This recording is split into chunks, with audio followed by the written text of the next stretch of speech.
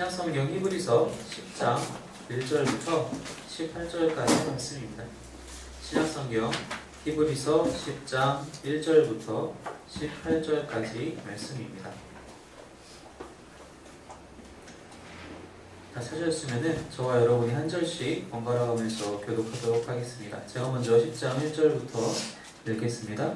율법은 장차 올 좋은 일의 그림자일 뿐이요 참 형상이 아니므로 해마다 늘 드리는 같은 제사로는 나아오는 자들을 언제나 온전히 하게 할 수 없느니라. 그렇지 않으면 숨기는 자들이 단번에 정결하게 되어 다시 죄를 깨닫는 일이 없으니 어찌 제사 드리는 일을 그치지 아니하였으리. 그러나 이 제사들에는 해마다 죄를 기억하게 하는 것이 있나니 능력과 염소의 피가 능히 죄를 없애하지 못하느니라. 그러므로 주께서 세상에 임하실 때에 이르시되 하나님의 제사와 예물을 원하지 아니하시고 오직 나를 위하여 한 몸을 예비하셨도다. 언제와 속죄는 기뻐하지 아니하시나니 이에 내가 말하기를 하나님이여 보시옵소서 두루마리 책에 나를 가리켜 기록된 것과 같이 하나님의 뜻을 행하러 왔나이다 하셨느니라. 이에 말씀하시기를 주께서는 제사와 예물과 번제와 속죄제는 원하지도 아니하시고 기뻐하지도 아니하신다 하셨고 율법을 따라 있는 것이다. 그 후에 말씀하시기를 보시옵소서 내가 하나님의 뜻을 행하러 왔나이다 하셨으니 그 첫째 것을 폐하심은 둘째 것을 세우려 하심이라. 이 뜻을 따라 예수 그리스도의 몸을 단번에 들이심으로 말미암아 우리가 거룩함을 얻었노라. 제사장마다 매일 서서 섬기며 자주 같은 제사를 드리되 이 제사는 언제나 죄를 없게 하지 못하거니와 오직 그리스도는 죄를 위하여 한 영원한 제사를 드리시고 하나님 우편한 제사 그 후에 자기 원수들을 자기 발등상이 되게 하실 때까지 기다리시나니 그가 거룩하게 된 자들을 한 번의 제사로 영원히 온전하게 하셨느니라. 또한 성령이 우리에게 증언하시되 주께서의 그날로는 그들과 맺을 언약이 이것이라 하시고 내 법을 그들의 마음에 두고 그들의 생각에 기록하자 하신 후에 또 그들의 죄와 그들의 불법을 내가 다시 기억하지 아니하리라 하셨으니 이것들을 사하셨은즉 다시 죄를 위하여 제사드릴 것이 없느니라. 아멘.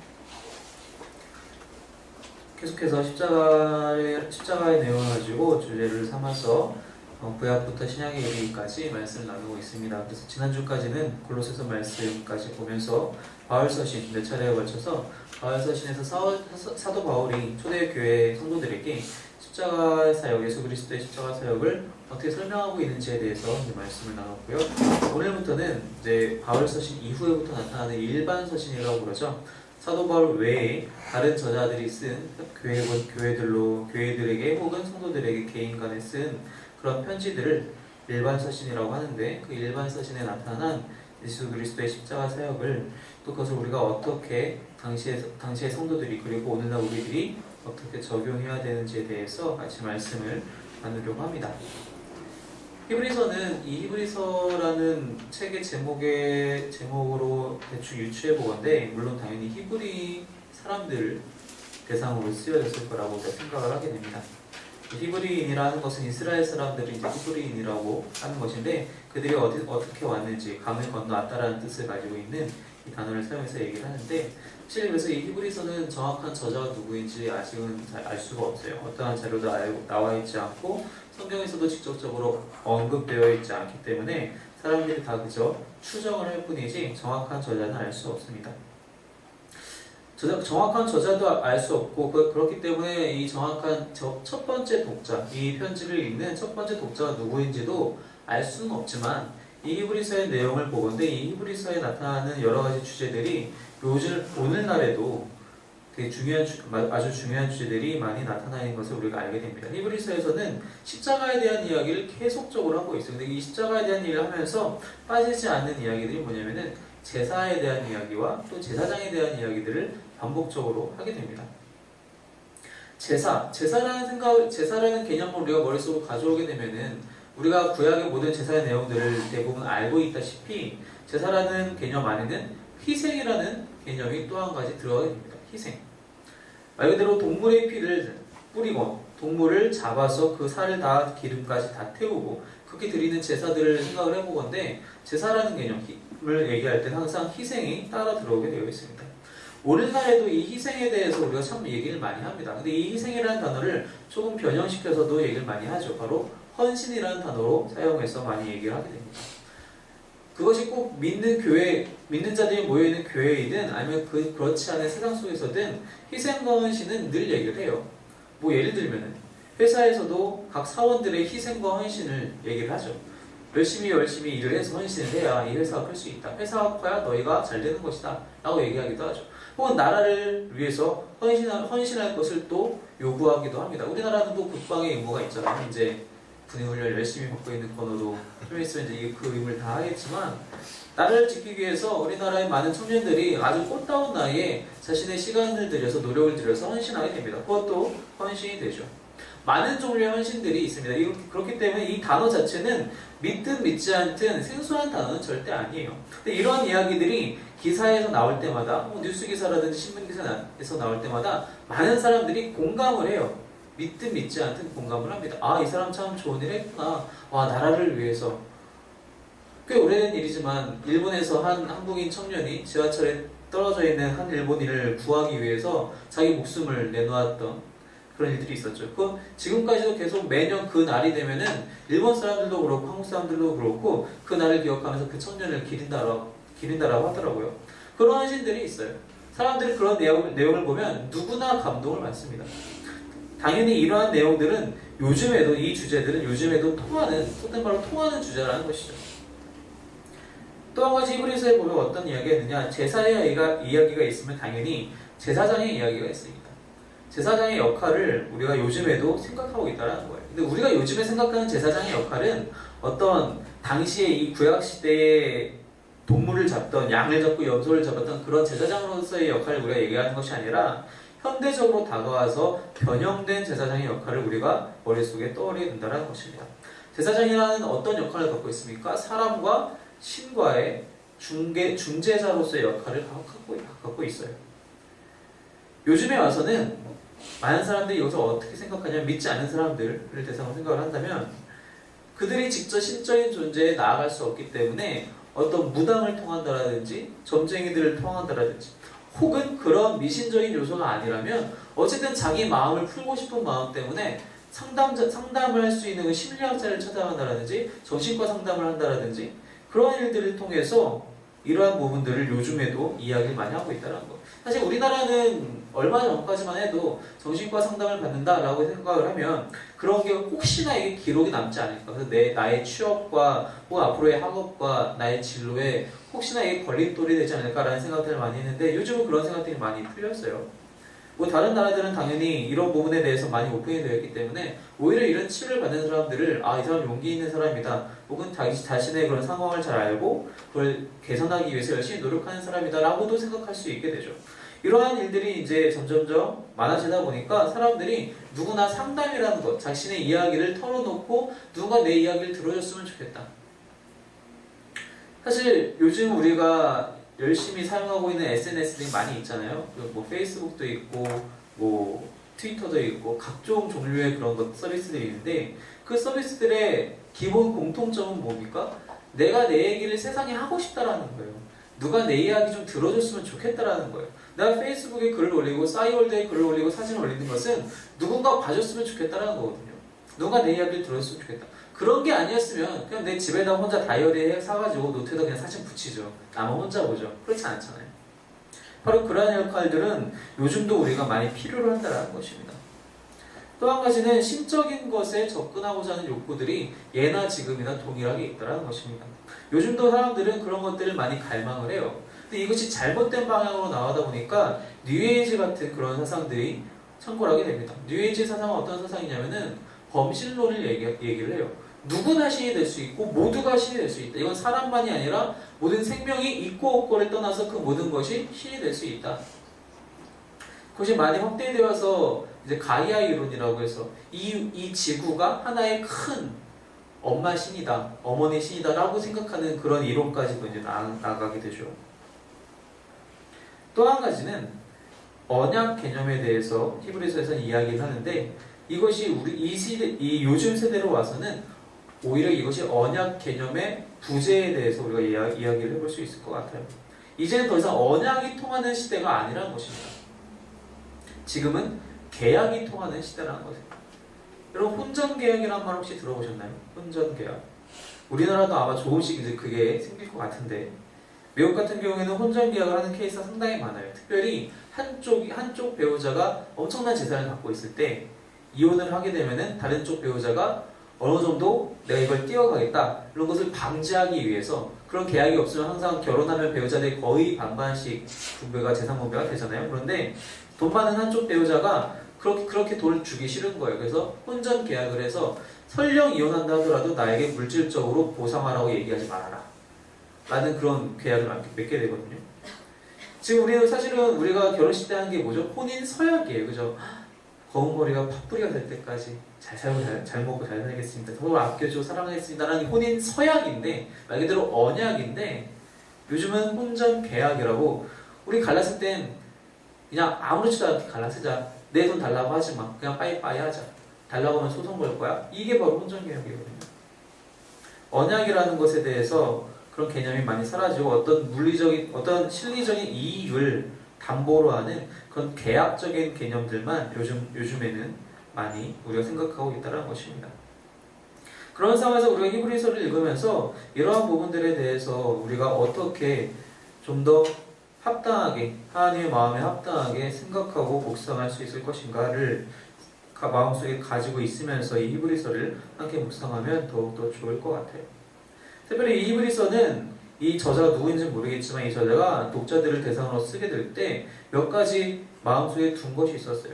당시 이 편지를 받아들인 사람들은 배교의 문제에 많이 시달리고 있었다는 것입니다. 많은 사람들이 당시에 많은 그리스도교를 핍박하는 그런 사회 시스템 때문에 고난을 받고 있었습니다. 말씀을 한번 같이 볼까요? 오늘 본문은 아니지만 10장 32절, 오늘 읽었던 히브리서 10장에 32절 말씀에 보면은, 함께 읽겠습니다. 32절 말씀입니다. 시작. 전날에 너희가 빛을 받은 후에 고난의 큰 싸움을 견뎌낸 것을 생각하라. 너희가 예전에 빛을 받은 후에, 즉 그리스도교 예수님을 영접하고 구원을 받은 이후에 고난의 큰 싸움을 견뎌낸 것을 생각하라. 고난의 큰 싸움을 이미 받았다라는 뜻이에요. 어떤 핍박이 있었다라는 얘기입니다. 같은 히브리서 12장에 보면은 12장 1절에서 3절까지 보면은 또 이런 이야기가 있어요. 제가 읽어드릴게요. 여러분은 우리에게 구름같이 둘러싼 허다한 증인들이 있으니 모든 무거운 것과 얼매이기 쉬운 죄를 벗어버리고 인내로서 우리 앞에 당한 경주를 하며 믿음의 주요 또 온전하게 하시는 이 예수를 바라보자. 그는 그 앞에 있는 기쁨을 위하여 십자가를 참아서 부끄러움을 개의치 아니하시더니 하나님 보좌 우편에 앉으셨느니라. 너희가 피곤하여 낙심하지 않기 위하여 죄인들이 이같이 자기에게 거역한 일을 참으신 일을 생각하라. 우리가 이 사람들이, 이 많은 증인들이, 어떤 증인들이 있었냐면은 예수님을 열심히 믿는데 그 가운데 고난을 받으면서 많은 어떤 어려움들을 당했던 사람들을 기억하면서 예수님은 십자가도 참으시지 않으셨느냐, 너희도 그런 고난에서 참아야 한다. 지속적으로 이 고난에 대해서 너희가 지금 어떠한 상황인지 알고 있으나 예수님은 더한 것을 참으셨다. 당시에는 많은 사람들이 배교를 했어요. 감옥에 갇혀서 혹은 사자박으로 던져지기 전에 너희 지금 버리면, 예수를 버리면 살려주겠다라는 그런 이야기를 했을 때 상당히 많은 사람들이 배교를 했다는 것이죠. 물론 그렇지 않고 믿음을 지킨 사람들도 상당히 많이 있죠. 그런 정말 생명의 갈림길에 있을 때 너희가 어떻게 해야 하느냐. 또 한 가지는 이 히브리서의 독자들 중에 많은 사람들이 영적인 피곤함에 처해 있었다는 사실입니다. 이렇게 열심히 신앙생활을 했지만 나아지는 게 없어 보이는 거예요. 여전히 로마는 우리를 죽이려고 안달이 나 있고, 많은 유대인들은 우리를 증오하고 있고, 내 주변의 삶이 나아지지 않는 거예요. 당시의 사회에서 로마 사람들에게 배척받고 유대인들에게 배척받는다는 것은 어디에도 속할 수 없다는 거예요. 내가 회당에 갈 수도 없는 노릇이고, 그렇다고 내 시장에서 물건을 팔아도 로마 사람들이 안 사준다는 거예요. 못 팔게 한다는 거예요. 내가 열심히 하나님의 말씀을 묵상하고 늘 주님을 예배하고 예수 그리스도를 떠올리며 기억하고 기도하는데도 내 삶이 나아지지 않는다는 것을 바라보게 될 때 영적인 생활들을 내가 계속 지속해야 하는가? 라고 했을 때 그런 피곤함에 대해서 이 사람들이 많이 무너지고 있는 중이었다는 것입니다. 또 한 가지 이 사람들이 갖고 있었던 문제는 무엇이냐면은 바로 양심의 가책의 문제였습니다. 이게 어떤 양심의 가책을 이야기하는 것이냐면은 세례를 받고 나는 그리스도인이 되었는데도 불구하고 아직 죄를 짓는 사람이기 때문에 그런 죄가 나타날 때마다 난 예수님도 믿었는데, 나는 세례도 받았는데 왜 죄를 짓게 되는 거지? 하면서 마음속에 큰 찔림으로 늘 안고 살아갔다는 거예요.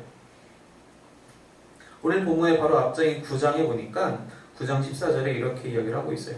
하물며 영원하신 성령으로 말미암아 흠없는 자기를 하나님께 드린 그리스도의 피가 어찌 너희 양심을 죽은 행실에서 깨끗하게 하고 살아계신 하나님을 섬기게 하지 못하겠느냐? 너희 양심도 역시 그리스도의 피가 해결할 것인데 왜 너희는 그것 갖고 아직도 고민하고 있느냐? 이러한 문제들에 대해서 이 사람들이 많이 힘들어하고 있었다는 것입니다. 그러한 와중에 이 히브리서 저자가 이 히브리서를 쓰면서, 이 편지를 쓰면서 예수님이 바로 이 모든 것을 해결하셨다. 십자가에서 이 모든 것들을 해결하셨다. 너희가 더 이상 걱정하고 힘들어할 이유가 아무것도 없다. 라고 이야기를 하게 됩니다. 예수님은 십자가에서 아주 효과적인 제사를 이미 드리셨습니다. 그 효과적인 제사는 과거에 있었던 이전의 모든 제사와 비교되는 거예요. 전혀 비교할 수 없는 완전한 것이었어요. 당시의 유대인들은 여전히 제사를 드리고 있어요. AD 70년까지는 제사를 드릴 수 있었어요. AD 70년에는 예루살렘 성전이 무너지게 되거든요. 완전히 무너지게 되는데 그 이전까지는 제사를 드리는데 성전에서 다 여전히 제사를 드리고 있었다는 것이죠. 근데 그 제사들은 아무리 오랜 전통을 가지고 모세 때부터 드려진 제사라 할지라도 그 제사는 허울 좋은 그림자에 불과했다는 것입니다. 오늘 본문 1절에 그래서 이 저자가 이렇게 얘기를 합니다. 율법은 장차 올 좋은 일의 그림자일 뿐이요 참 형상이 아니다. 실체가 없다라는 것입니다. 이전에 드렸던 제사들은 그냥 그림자일 뿐이라는 것입니다. 여기서 말하는 그림자는 무엇을 얘기하느냐? 실체가 있다. 이것보다 더 나은 것이 있다라고 이야기를 하는 거예요. 하나님께서 처음 모세와 이스라엘 사람들에게 제사 방식에 대해서 이야기하시고 많은 율법들을 가르쳐 주셨을 때 이렇게 하면 너희가 구원받는다라는 마음으로 그렇게 알려주신 것이 아니라 이러한 것들은 장차 올 것의 하나의 예표에 불과하다. 내가 앞으로 너희를 어떻게 구원할 것인지를 내가 이 제사 방법을 통하여서 비유적으로 알려주는 것이니 너희는 장차 올 그 실체를 기대해라. 그것이 바로 제사의 진짜 의미였습니다. 근데 이 사람들은 당시의 이스라엘 백성들은 그리고 현재 예수님 시대에 초대 그리스도 시대에 그 유대인들은 여전히 제사가 진짜 힘이 있는 것처럼 잘못 생각을 했었다는 것이죠. 하지만 그것은 저자가 얘기한 것처럼 그림자일 뿐이요 참 형상이 아니라는 것입니다. 그렇기 때문에 능력이 없어요. 이 저자도 1절에서 얘기하기를 이런 제사들은 해마다 늘 드리는 같은 제사이지 않느냐. 반복적으로 드려야 하는 것입니다. 여기서 이제 특별히 해마다 늘 드리는 제사라고 이렇게 표현한 이유는 1년에 한 번 드리는 제사가 있죠. 우리 예전에도 말씀을 통해서 이 십자가 시리즈를 하면서 말씀을 통해서 봤는데 대속죄일이 바로 1년에 한 번 드리는 날이죠. 그날에 속죄염소를 잡아서 모든 이스라엘 백성들의 지난 1년간의 모든 죄를 한 번에 사해주는 그런 날이에요. 근데 이런 제사들은 1년에 한 번 드려요. 1년에 한 번 드리니까 간편하다. 아니에요. 내년에도 드려야 되고 내후년에도 드려야 되고 3년, 10년 후에도 또 드려야 되는 거예요. 또 원문에 보면 뭐라고 얘기했냐면 엔들리스. 해마다 늘 드리는데 끝없이 드려야 되는 제사라고 얘기를 하고 있어요. 아무 의미가 없죠. 전혀 사람들에게 어떤 나아짐을 갖고 올 수 없다라는 것입니다. 그래서 이제 뭐라고 얘기를 하냐면은 2.1절 후반부에 보니까 그 사람들에게 나오는 자들에게 언제나 온전하게 할 수 없느니라. 그들을 온전하게 할 수 없다라는 것입니다. 오히려 3절에 얘기하는 것처럼 이 제사들은 해마다 죄를 기억하게 만들 뿐이라는 것입니다. 그들을 변화시키는 것이 아니라 내가 이런 죄인이었지 라는 것을 기억만 하게 할 뿐이라는 거예요. 이게 바로 율법의 능력이었어요. 율법은 구원의 능력이 있는 것이 아니라 각 사람들에게 나는 죄인이구나, 이 율법에 비추어 봤을 때 나는 죄인이구나를 깨닫게 하는 장치였다라는 것입니다.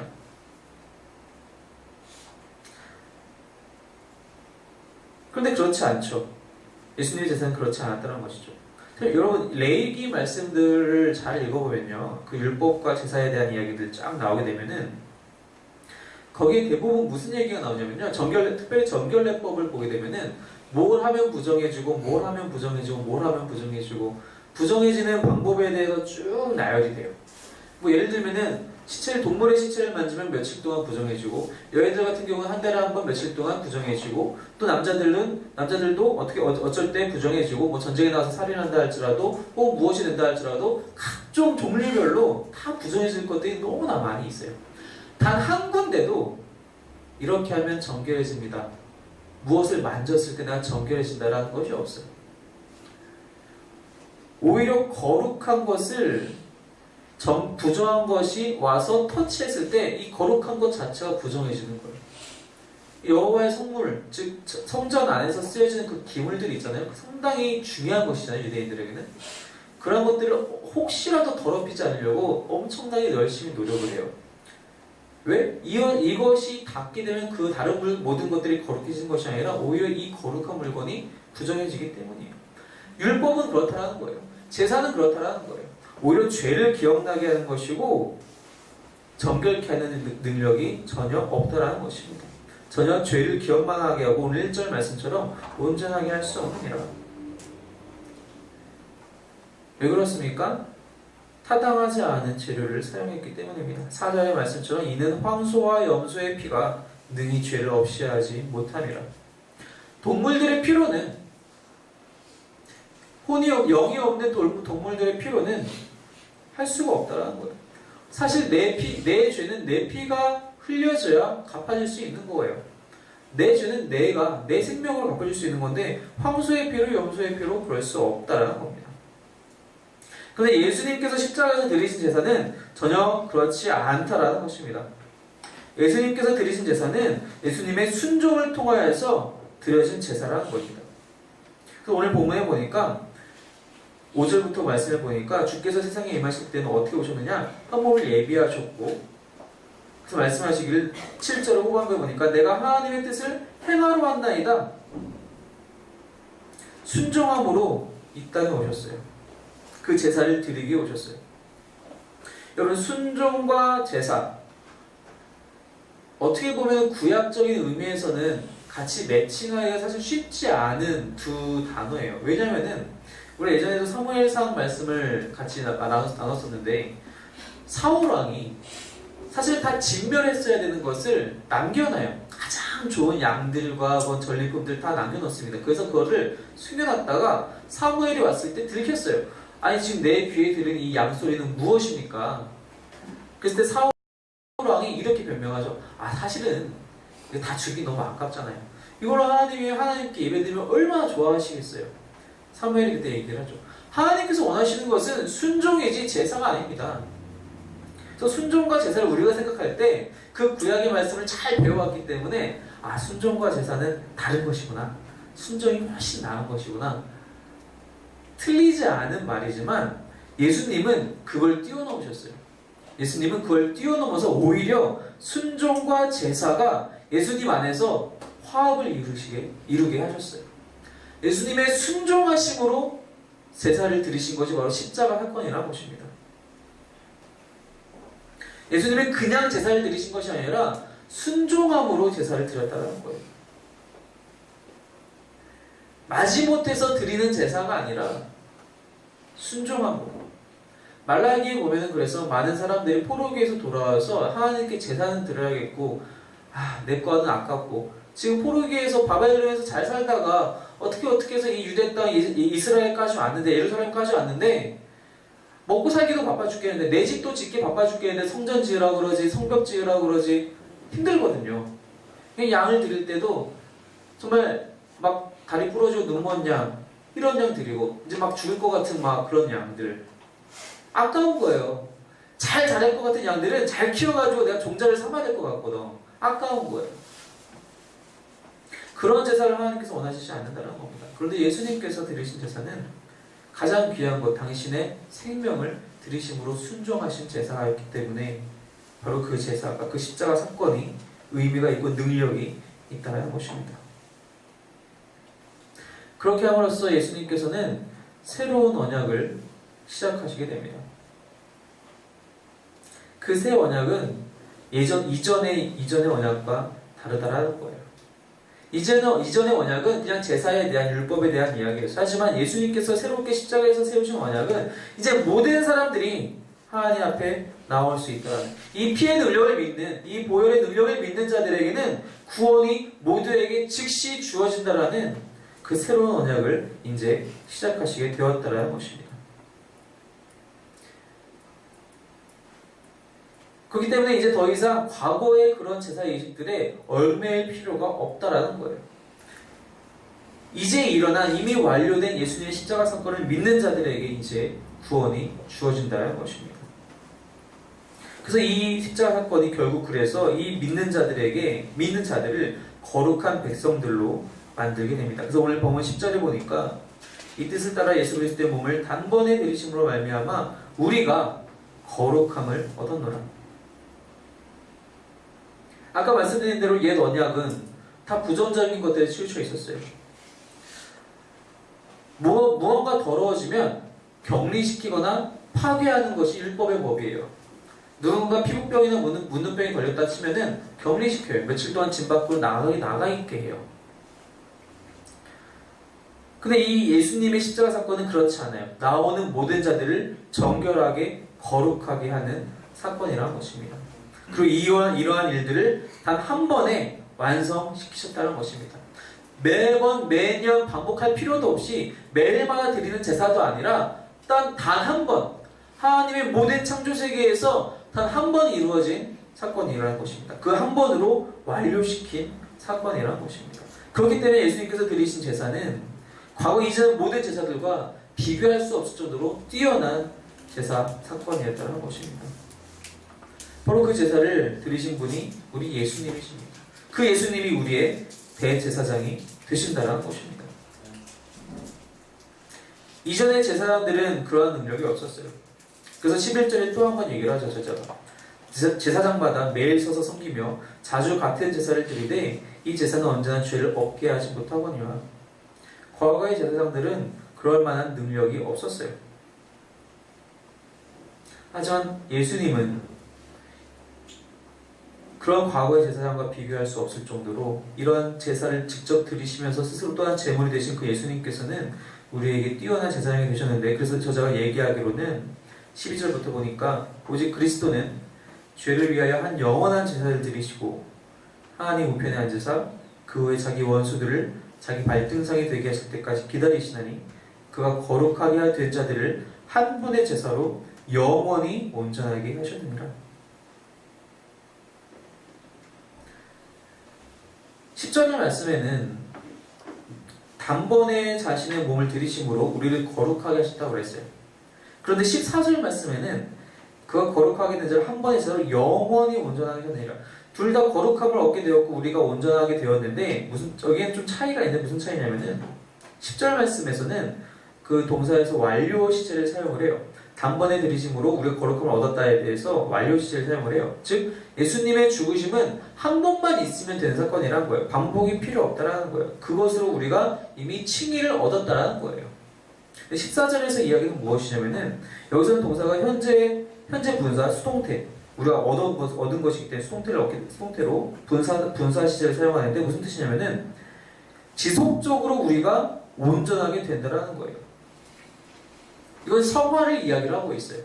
앞에서 10절에서는 칭의, 단번에 이루어진 우리가 이제 구원을 얻었구나, 이건 완료된 사건이구나 라고 얘기한다면 14절에서는 영원토록 온전하게 지속적으로 우리가 온전하게 되어 성화롭게 될 수 있도록, 온전히 될 수 있도록, 즉 하나님과의 지속적인 교제가 늘 이루어질 수 있도록 그 길을 열어주신 분이 바로 우리 예수님이라고 이야기하고 있다는 것입니다.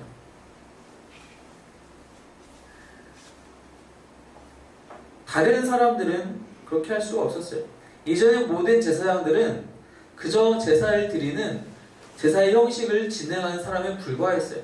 그들이 하나님과 사람과의 중재자라고, 그 중재자라고 예표되는 모델로서 섰지만 실제로 그들에게는 그러한 능력이 없었어요. 그들도 죄가 있으면 지성소에 들어서 죽을 수밖에 없는 그런 사람들이었단 말이에요. 근데 예수님은 그렇지 않다라는 거예요. 예수님의 사역이 그 길을 다 열어놓으셨어요. 절대로 다치지 않는 하나님께로 나아가는 그 다치지 않는 그 길을 예수님이 열어놓으셨다는 것입니다.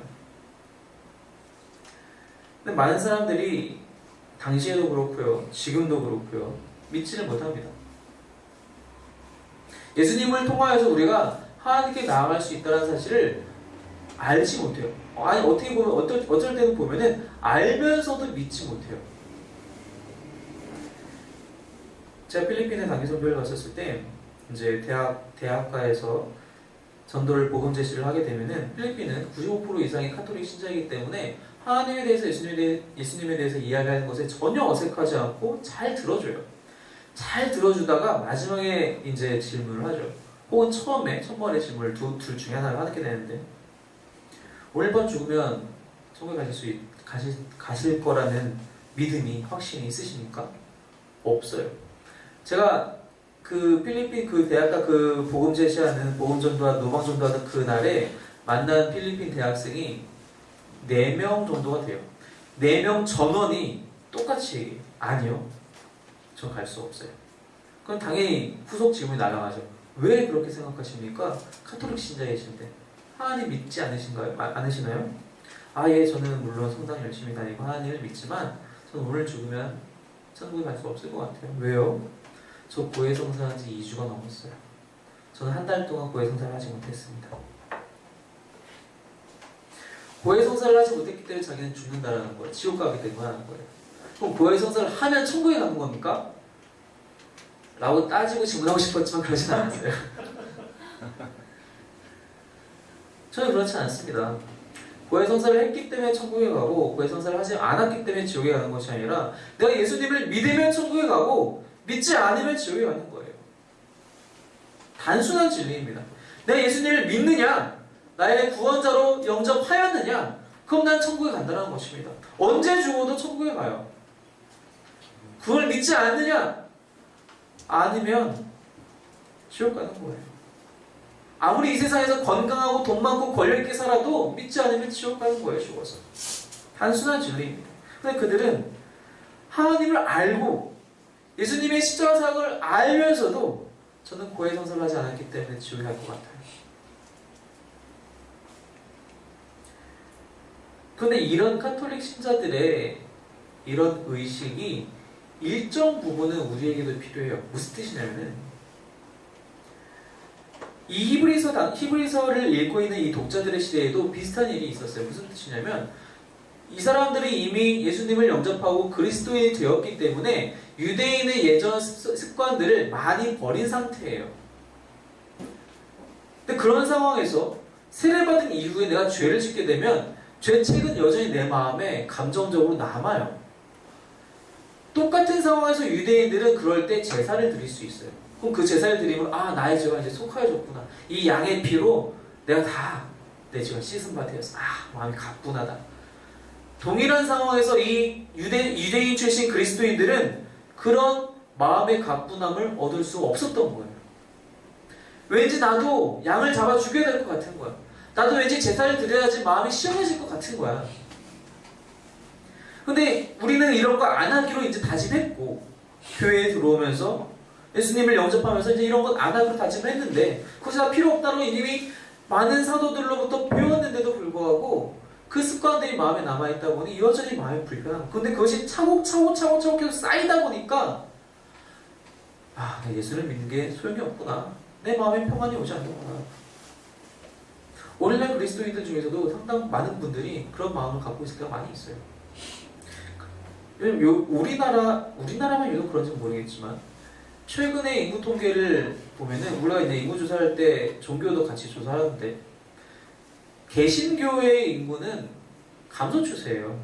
우리 더 이상 이제 1000만 인구가 기독교인이다 얘기할 수 없어요. 예전에는 뭐 4천만 중에 1000만에서 25%가 기독교인 그런 좋은 나라, 아름다운 나라라고 얘기를 어렸을 때 잠깐씩 들어봐 주셨는지 모르겠는데 일단 우리나라가 4천만이 아니고 5천만이 넘었고 1000만이 여전히 남아있지 않아요. 많이 봐도 500만에서 600만인 것 같아요. 정말 잘 쳐줬을 때. 그런데 카톨릭 인구는요 계속 성장 추세예요. 사람들이 거기가 좀 더 거룩하다고 생각을 하는 것 같아요. 왠지 모르겠어요. 물론 여러 가지 이론들은 있지만 심지어 교회 다니시는 분들도 성당당이면 왠지 좀 더 거룩할 것 같다라고 생각하시는 분들이 있어요. 왜냐하면 거기서는 날마다 성찬식도 하거든요. 미사 때마다. 그리고 거기서는 고해성사를 하러 가서 신부들에게 자기의 그런 죄악을 저지른 부분들을 다 낱낱이 고하고 그분들 대신 기도해주고 또 마음의 평을 얻고 오거든요. 근데 교회에서 그러나요? 교회에서 우리가 날마다 매주마다 이렇게 찾아가서 담임 목사님께 나가서 저 방 안으로 들어가가지고 1대1로 상담해서 목사님 제가 지난주에 이런 죄를 저질렀는데 어떻게 하면 좋을까요? 목사님이 그럼 주기도문송을 3번 부르시고 이런 거 하시나요? 아니에요. 우리 그런 거 안 하거든요. 그러니까 내 스스로 이 문제를 해결해야 되는데 내 마음에 남아있는 죄책이 해결이 돼야 되는데 안 되는 거예요. 다른 곳에서 찾게 되는 거예요. 그럴 필요가 없다라는 것입니다. 예수님은 이미 그 모든 것들을 해결하셨어요. 그것이 필요 없다라는 거예요. 이제 더 이상 스스로 우리가 하나님께 나아갈 수 있어요. 예수님이 그 길을 열으셨기 때문에. 세영리 책자에 보면 우리와 하나님 사이에 단절된 그 절벽을 십자가 그림이 놓여져서 예수 그리스도께서 십자가 사역을 통하여서 그 길을 다리를 놓으시잖아요. 마찬가지예요. 예수님은 실제로 그 다리를 놓으셨어요. 그 절벽을 메우시고 완벽한 다리를 놓으셨어요. 근데 우리는 그것을 못 봐요. 우리가 스스로 하나님께 나아가서 기도할 수 있고 회개할 수 있고 그 모든 죄책이 덜어질 수 있는데 우리는 그것을 알면서 깨닫지 못한다는 것입니다. 예수님께서 그 모든 일들을 이미 행하셨다는 것을 믿으시기 바랍니다. 그러면서 더 큰 확신을 주기 위해서 이 저자가 이렇게 이야기를 합니다. 또한 15절 이후에 보니까 또한 성령이 우리에게 증언하시되 주께서 이르시되 그날 후로는 그들과 맺을 언약이 이것이라 하시고 내 법을 그들의 마음에 두고 그들의 생각에 기록하리라 하신 후에 또 그들의 죄와 그들의 불법을 내가 다시 기억하지 아니하리라 하셨으니 이것들을 사하셨은즉 다시 죄를 위하여 제사 드릴 것이 없느니라. 사실 이 말씀은 이제 어디서 온 말씀이냐면은 예레미야 본문에서 온 말씀이에요. 예레미야 본문을 먼저 볼게요. 구약성경 예레미야 31장 말씀입니다. 예레미야 31장 31절부터 34절까지 4절 말씀, 예레미야 31장 31절부터 34절까지의 말씀 찾으셨으면 함께 읽겠습니다. 시작. 여호와의 말씀이니라. 보라, 날이 이르리니 내가 이스라엘 집과 유다 집에 새 언약을 맺으리라. 이 언약은 내가 그들의 조상들의 손을 잡고 애굽 땅에서 인도하여 내던 날에 맺은 것과 같지 아니할 것은 내가 그들의 남편이 되었어도 그들이 내 언약을 깨뜨렸음이라. 여호와의 말씀이니라. 그러나 그날 후에 내가 이스라엘 집과 맺을 언약은 이러하니 곧 내가 나의 법을 그들의 속에 두며 그들의 마음에 기록하여 그들은 내 백성이 될 것이라. 여호와의 말씀이니라. 그들이 다시는 각기 이웃과 형제를 가리켜 이르기를 너는 여호와를 알라 하지 아니하리니 이는 작은 자로부터 큰 자까지 다 나를 알기 때문이라. 내가 그들의 악행을 사하고 다시는 그 죄를 기억하지 아니하리라. 여호와의 말씀이니라. 예레미야에게 주신 하나님의 말씀이 무엇이냐면은 내가 이전에 모세와 홍해를 건넜던 이스라엘 백성들에게 언약을 주었지만 그들은 날마다 그 언약을 깨뜨렸다. 나는 그들의 남편이 되었음에도 불구하고 그들은 날마다 바람피고 외도했다. 음란하게 다른 우상들을 섬겨왔다. 그래서 나는 이제 새로운 언약을 시작할 것인데 이 언약은 내가 돌에 써서 주는 언약이 아니라 그들의 마음속에 기록하는 언약이 될 것이고 이 언약을 통하여서 내가 다시는 너희의 죄를 기억하지 않겠다. 바로 그 이야기를 이제 이 히브리서의 저자가 이 예레미야의 이 31장의 말씀을 인용하면서 온 것이죠. 특별히 몇 부분, 중요한 부분만 이제 다 갖고 온 것이 아니라 뽑아서 왔는데 사실 이 본문이 여기서 처음 인용된 것은 아니에요. 히브리서 9장에 보면은 9장에도 이 비슷한 내용들을 한 번 더 인용을 합니다. 근데 여기서 인용할 때 이러한 단어를 사용해요. 한번 9장을 보시겠습니까? 9장 15절에 보면은 그는 새 언약의 중보자시니 하면서 이 새로운 언약에 대해서 이야기를 하고 있어요. 첫 언약 때 됐던 것들 더 없이 하시고 이제 새로운 언약을 주시는데 언약 얘기를 하는데 16절에 보니까 유언이라고 다시 또 말이 바뀌어요. 유언은 유언한 자가 주권이 되는 유언 얘기를 갑자기 해요. 이게 왜 그런가 하니 이 헬라어로 언약이라고 사용하는 단어가 있어요. 디아테케라는 단어가 있는데 그 언약이라는 단어 안에는 또 한 가지의 뜻이 유언이라는 뜻이 있어요. 여러분 유언은 언제 효력을 발휘합니까? 그렇죠. 그 유언을 남긴 사람이 죽었을 때 효력을 발휘하는 거예요. 이 히브리서 저자는 일종의 언어 유희를 하고 있는 것인데 예수님이 죽으심으로 이 유언이, 이 언약이 이제 효력이 발생했다라고 이야기를 하는 거예요. 이 언약은 어떤 효력을 갖고 오느냐? 우리 16절 말씀, 본문 16절 말씀에 보니까 그들의 마음속에 하나님의 언약의 그 법을 두신다고, 그 생각에 기록하겠다라고 이야기를 하고 있어요. 우리의 내적인 변화를 갖고 오겠다라는 말씀이에요. 이 새로운 언약은 사람들의 삶의 변화를 안에서부터 실현하는 변화라는 거예요. 능력이 된다는 것입니다. 자, 아까 말씀드린 예수님께서 보여주셨던 그 순종, 자발적으로 하나님과 더 가까워지고 싶어하는 그 순종, 그 순종을 우리 안에서 이루시겠다는 거예요. 바깥에서 우리를 강압적으로 우리를 얽매이려고 하는 율법으로 찾아오는 것이 아니라 우리 마음속에 이 새로운 언약을 두심으로 예수 그리스도의 사역을 통하여서 그리스도의 영을 우리 마음속에 두게 하심으로 그것으로 충만케 하심으로 우리의 내적인 변화가 일어나게 하겠다는 것이 바로 새 언약이라는 것입니다. 그래서 이제는 다시는 너희들의 죄를 기억하지 않겠다. 그렇기 때문에 너희는 너희들의 마음속에 설령 죄책이 남는다 할지라도 그것으로 제사드릴 필요가 없다. 그것은 이미 해결된 것이다. 라고 이야기하고 있다는 것입니다. 요즘을 살아가는 것은 참 쉽지 않습니다. 걱정거리들이 너무 많고요. 그 걱정거리들을 다 해결하려면 내 몸이 10개라도 부족해요. 돈도 벌어야 되고요. 뭐 여러 가지 여가도 즐기고 싶고요. 좋은 일도 하고 싶고요. 남들 보란 듯이 누리고 살고 싶고요. 하고 싶은 것은 너무 많아요. 너무 많은데 우리 일정 부분은 그런 부분들을 우리가 해서는 안 된다라고도 잘 알고 있어요. 믿는 자로서 그것이 나에게 필요 없는 것이라는 것도 알고 있어요. 그런데 하고 싶은 것들도 많아요. 근데 하고 싶은 것들을 다 제하더라도 남는 꼭 되었으면 좋겠는 나에게 필수적이라 생각하는 것들도 정말 많아요. 근데 그런 것들을 우리가 위해서 기도하죠. 사실 여기 앉아 계신 분들 중에 우리들의 사치 생활을 위해서 기도하신 분들은 없을 거예요. 다 나에게 필수적이라고 생각하기 때문에 기도 열심히 하는 거거든요. 근데 그렇게 기도를 열심히 하는데 날마다 눈물 흘리면서 기도하는데 이루어지지 않아요. 바뀌지 않아요. 내가 원하는 것이 취해지지 않는 것도 있고 내 마음속에 불편한 것이 해소가 되지 않는 것도 있어요. 왜 예수님은, 왜 하나님은 이 나의 열심히 기도를, 나의 영적인 생활을 들어주시지 않는가? 왜 봐주시지 않는가? 라는 생각이 들 때가 있어요. 그래서 예수님은 사실 능력이 없는 것인가? 머리로는 능력 있으신 분, 오직 능력이신 분이라고 알고 있지만 실제 나의 영적인 생활에서는 그 믿음대로 살지 혹은 행동하지 못할 때가 너무 많이 있다는 것입니다. 다시 깨달으시길 바랍니다. 예수님만이 이 모든 것들을 해결하실 수 있는 분이십니다. 아니 이미 해결하신 분이십니다. 우리가 그런 것들에 억눌려 있을 필요가 없다라는 거예요.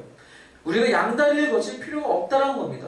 우리는 하나님만 전적으로 의지하면 하나님께서 우리에게 허락하신 그 사랑, 그 독생자의 능력을, 그 보혈의 능력을 전적으로 신뢰만 한다면 내가 세상에 더 이상 버티고 서서 걱정하고 염려할 필요가 전혀 없다라는 것입니다. 여기서 우리가 주의해야 될 것은 염려할 필요가 없다라는 것은 다 들어주셨느냐? 그렇지는 않아요. 염려할 필요가 없다는 것은 그것이 어떻게 흘러가든지 하나님의 뜻이기에 내가 믿고 만족합니다라는 믿음이 우리 가운데 있게 된다는 것입니다. 그것이 바로 예수님께서 십자가에서 하신 사역이에요. 남들이 보기엔 다 그것이 미련한 것이라고 저주받은 것이라 생각했지만 그것에 참된 능력이 있었던 것처럼 우리가 보았을 때 이 일은 정말 저주받는 것처럼 이 일들이 흘러가는 것처럼 보일지라도 우리가 하나님을 전적으로 믿고 따르고 순종하면 그것은 하나님의 뜻대로 되는 거예요. 하나님께서 그것을 우리에게 복을 주신다는 거예요. 그것이 나의 마음에 만족하지 못한다 할지라도 하나님이 만족하는 방식대로 흘러가게 된다는 것입니다. 나의 마음도 그렇게 해결하게 된다는 것입니다. 내 마음의 모든 문제들도 그렇게 하나님께서 해결해 주신다는 것입니다. 그것이 바로 예수님께서 우리 가운데 허락하신 놀라운 일들이란 것입니다. 바로 이 십자가의 사역을 기억하시기 바랍니다.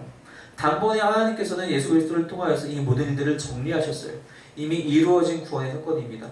이제 우리에게 필요한 것은 이것을 믿고 더욱 하나님께 가까이 나아가는, 날마다 거룩해지고자 하는, 날마다 순종하고자 하는 그 우리의 믿음, 그것이 우리에게 필요하다는 것을 믿으시고 이번 한 주간 고난 주간을 통하여서 하나님, 내가 더욱더 순종하겠습니다. 단번에 이루신 그 하나님의 사랑, 예수 그리스도의 순종, 내가 더욱더 닮아가겠습니다. 내가 더욱더 하나님과 깊은 교제를 나누겠습니다. 더욱더 깊이 있게 기도하고 말씀 묵상하겠습니다라고 고백하시는 저와 여러분 되시기를 주님의 이름으로 축원합니다.